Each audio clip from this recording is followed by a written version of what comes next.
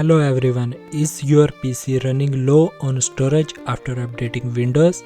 You might have noticed a giant Windows.old folder taking up space. In today's video, I will show you an easy way to delete the Windows.old folder in Windows 11 step by step.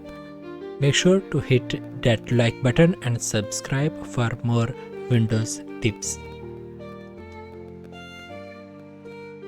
Click on this PC, right click on C drive, click on properties, click on details, click on temporary files. Now let the scanning complete.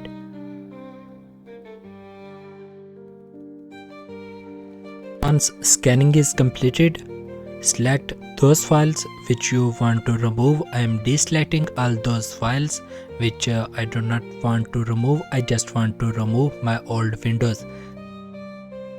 Then click on remove files. Then click on continue. Once you have clicked on continue, wait for Windows to purge all those files of old Windows. Once the process is completed, you can go back to your local disk C and you can see your Windows.old folder is deleted now. And that is it. Now your PC has more free space. Let me know in the comments if this worked for you.